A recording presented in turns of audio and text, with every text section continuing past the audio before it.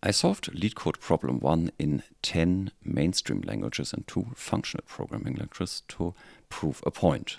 The first programming language that you pick almost doesn't matter. Why not? The fundamental concepts transfer between languages, so all of them have functions, variables, loops, and so on. And once you learn them in one language, transferring them to the next is pretty simple.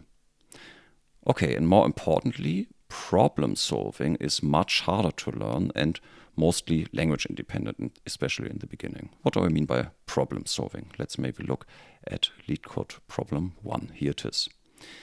So we're given a bunch of numbers, in this case an example of my own, 15, 16, 23 and 42, indexed by positions going from 0 to 3. That's normal in programming, that you start at 0.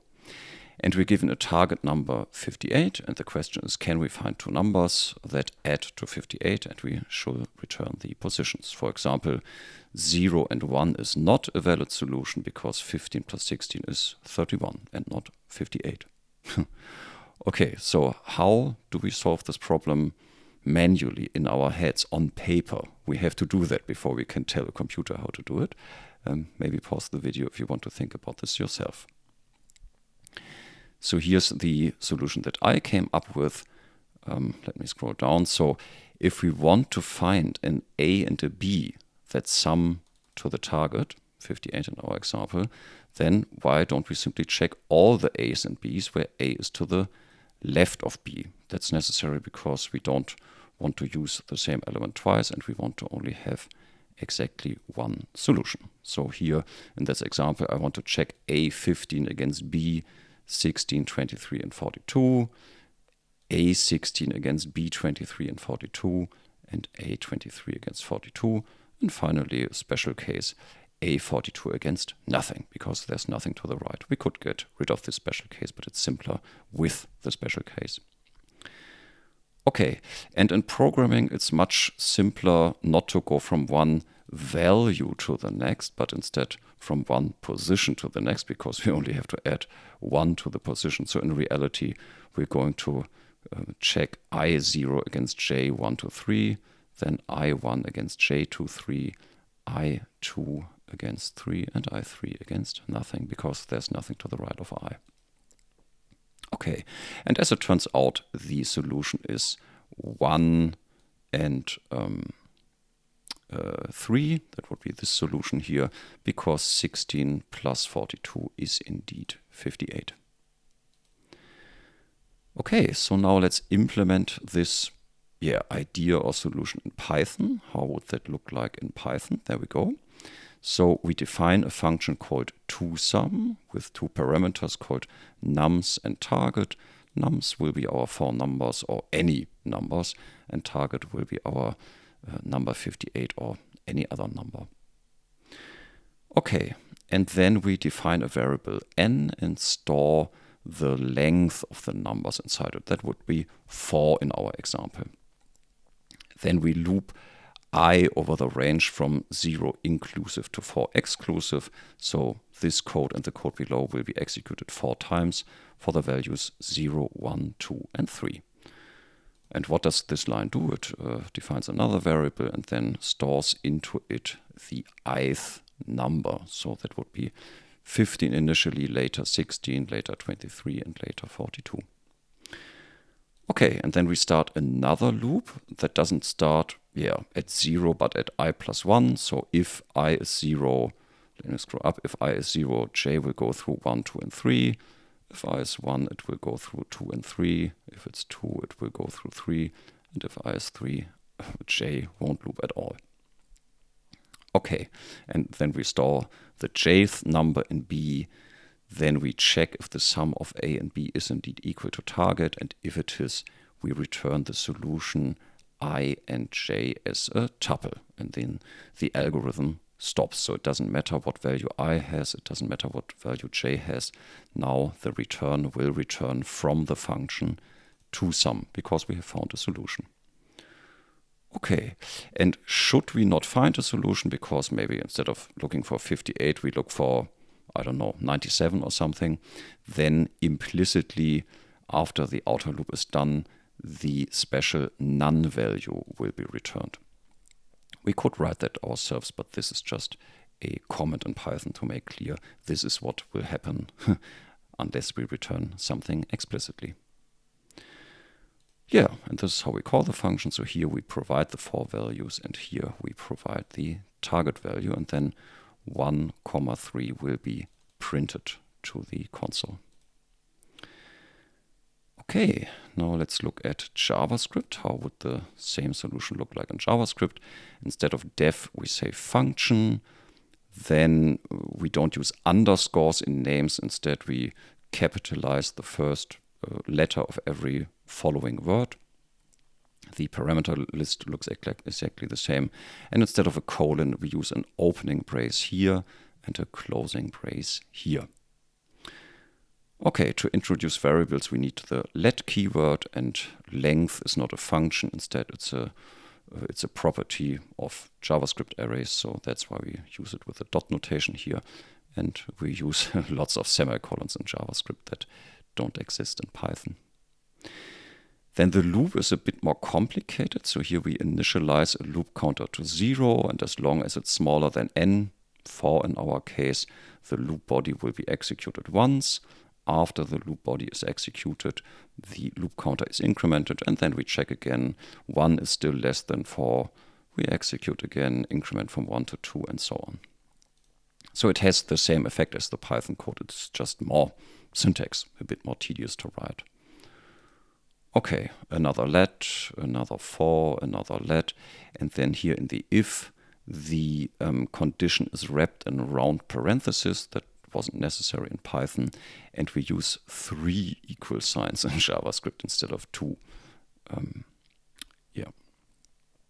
Okay, and then instead of a tuple, we return an array, because tuples don't exist in JavaScript. That's why we have the square brackets here instead of the round parentheses. And should we not find a solution, then JavaScript will implicitly return a special value called undefined. Okay, the call looks more or less the same. Here's the array that we pass in, and here's the target value that we pass in. And instead of print, we say console log. So every language has a different way of saying print this to the console. You will see in the following examples. Okay, now TypeScript looks remarkably similar to JavaScript for a very good reason. TypeScript is basically a superset of JavaScript with types. What does this mean exactly? It means, for example, here in the parameters, we can say nums is of type number array, target is of type number, and the function toSum returns an array with 2 numbers inside, or the special value undefined. So that's a quite elaborate type system. Okay, so what's the benefit of this? So first of all, from the calling side, TypeScript will ensure that we actually pass an array of numbers. If we pass anything else in, then we get a type error. Same here, if we pass anything else than a number, then we get a type error. Inside the function, we get auto-completion. So if you type nums dot, then length is proposed for you by the computer. Here, the compiler understands that accessing a number array will give a number. So A is a number, B will be a number, adding 2 numbers is a number, comparing that to a number also makes sense. So if you make silly mistakes here concerning the type system, then TypeScript can help you, which is quite nice, especially in larger projects. Okay, so let's look at C# next. That looks quite different again. So here the number type is called int. There are different number types. Int is for integral numbers or integer numbers, whole numbers, from -2 billion to +2 billion. And the types are in front of the variables and not after that. And also the return type is in front of the function and not after it. That's just the way we did it in the 80s, 90s, and 2000s. Okay, yeah, so instead of the JavaScript and TypeScript let, we could write var here, but it's established to write the type int instead. The length is with an uppercase L. let's see, anything else interesting? Yeah, we have tuples again. You can see, so we have tuple type syntax, and here we have the construction of the tuple. And should we not find a solution, then we must return a tuple with some dummy values. We can't return none or undefined or something. Tuples are so-called value types in C#. Okay. Yeah, and parsing in the array is a bit more complicated. We have to say we want to create a new int array. Okay, so let's look at Java, 5 years older than C#. So Java doesn't have a tuples in the language or tuple type in the standard library. So we have to write our own type for int pairs. So int pairs consist of a first int and a second int. That's basically what this means. And this is Java 16 feature, I believe. Okay, yeah, length is again spelled with a lowercase l. Yeah, and instead of returning a tuple, here we return a new int pair, so ordinary object construction syntax. And in Java, yeah, user-defined types are always reference types, at least for now. So here we have to return null, or we can return null instead of an int pair with zeros inside. Okay, right, and the int pair prints a bit differently and more verbose than the previous types. Okay, Kotlin is not as verbose as Java, so we don't have to nest everything into a class. That's quite nice. Then here we're back to writing the types on the right with the colon in between, so that style became very popular around 2010. And the return type is a standard library type, a generic standard library type, and the nullability of all types in Kotlin is explicit with this question mark. So without the question mark, we couldn't return null here, and with the question mark, we can return null here. Yeah, and here we have a nice range syntax basically. So this is the same range that we saw in Python, just with a different syntax. And note that as opposed to Java, we don't have a new keyword here, but the rest is basically the same. Oh yeah, and no semicolons. I didn't even mention that. So in Kotlin, we don't have to write the semicolons. And the int array is not denoted with square brackets. It's just called int array, literally. And constructing an int array is done with a factory function from the standard library. Okay, what about Go? So here we say func instead of fun. Then we are back to writing the types on the right, but without a colon.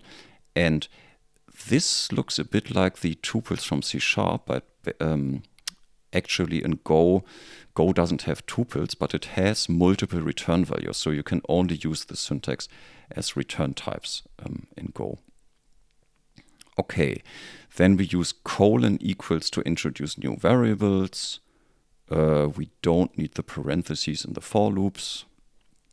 We don't need the parentheses in the conditions, but we do need the braces here. Otherwise, the syntax would be ambiguous, I guess.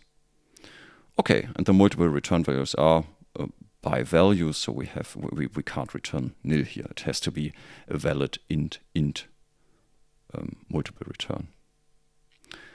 Okay, and here's how we create int arrays in Go. And they print a little bit less verbose without a comma or something. Okay, let's look at Rust. So I have to admit that this is the very first Rust program I ever wrote, so be gentle. Please don't rip me a new one, but feel free to leave a comment below. So instead of fun or func, we simply write fun. We are back to underscores in Rust culture, and we have the types on the right again, and this funny type means a borrowed string slice or something. So the type system of Rust is quite complicated. Okay, and the return type is denoted after this arrow, and for positions we don't use int. Rust has a special type for positions inside arrays and stuff. It's called usize. Okay, what else is interesting? So here we have a nice range syntax. In Kotlin, that would be 0 to n inclusive, and in Rust, it's 0 to n exclusive. You have to be very careful here. Yeah, and here basically we return a tuple. Okay, and we're also dealing with value types here, so we can't return null or something. We have to return 0, 0. And I guess it would be more idiomatic for us to return an option type here, but I didn't want to confuse the beginners too much. Okay. Yeah, and here we basically create a slice from a fixed size array, as I understand it. Okay, here's a quite older language, C++. What's interesting about this? So the function syntax looks quite similar. So we can write the return type on the left, but we can only say, no, we want to write the return type on the right. Then we write auto here, followed by the same symbol as in Rust, and then the return type. Pair comes from the standard library, and use size is called size_t in C++. Okay, and here this funny syntax means, so const vector int ampersand means we want to read from the original vector. We don't want to copy the vector in. Const means read only, and ampersand means the original instead of a copy. Okay, yeah, so not very nice range syntax. There is something in C++20, but I'm not too familiar with it. And most of the time you will see old school style code like this anyway. But what's quite nice is that the return value pair can be constructed like this with uniform initialization syntax. That's quite nice. A common pitfall for beginners is if you don't return anything from a function, then we get undefined behavior. So this is not the undefined value from JavaScript. This means if control flow goes out of the function without us executing a return statement, then anything can happen. It can appear to work on your computer and not on your friend's computer, or it could crash or return some dummy garbage value. You have to be careful. And happily, there are modern compiler switches that detect simple cases like this. But in general, there's lots of undefined behavior in C++. Okay.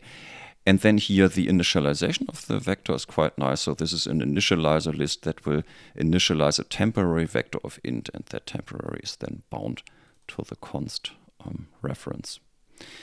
And the resulting pair can then be, other languages would say destructured into I and J, but I guess destructuring sounds too much like destructors in C++, which is a completely different language feature. So this is called structured bindings instead.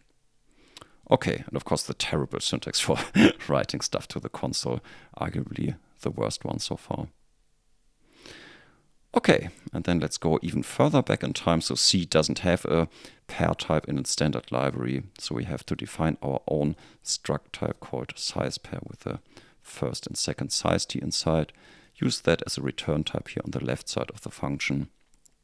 Then, this is a common pitfall. So inside a parameter list, what looks like an array is actually a pointer, but as a normal local variable, it's actually an array. So this is a major point of confusion, that lost is an array and nums is a pointer. We have to pass the size ourselves, in this case 4, because we can't ask inside a function how big an array, or in reality a pointer, is. Okay, anything else interesting? Yeah, we can't simply return I and j. We have to initialize a local variable with it and then return that local variable.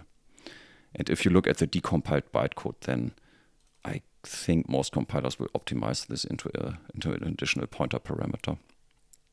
Okay, and same as in C++, if you forget to return anything, you get undefined behavior, meaning probably some garbage value, but in other cases it can be more dangerous. Okay, you may think, wow, these languages did look somewhat similar, but also quite different. I would argue all languages that you saw so far with the language features that we used so far were basically the same language if you compare them with functional languages like Clojure or Haskell. So let's look at Clojure. This is what it looks like. It's a relatively modern Lisp dialect, and Lisp is the oldest high-level programming language ever, or the second oldest. I think it's the second oldest, only beaten by Fortran from 57. Yeah, this is what it looks like. So it has the for, which we saw in other languages, but it's not an imperative for. So it's a functional, lazy for comprehension. I don't think it's really worth going into this stuff. I hated Lisp languages for 15 years before I came to appreciate them. And these days, Clojure is my favorite language to tinker around and solve, LeetCode and advent of Kotlin stuff. Okay, so I don't think it's a good idea for beginners to start with Clojure. Okay, so Clojure is a dynamically typed language. What about a statically typed language? There, Haskell is the most prominent example.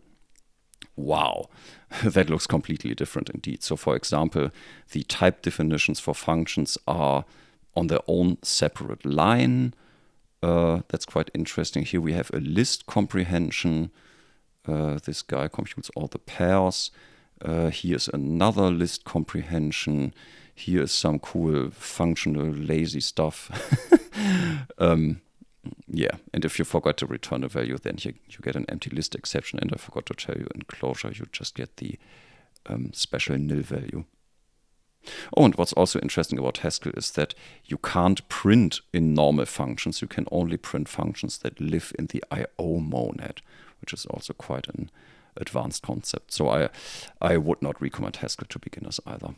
Pick one of the other 10 languages.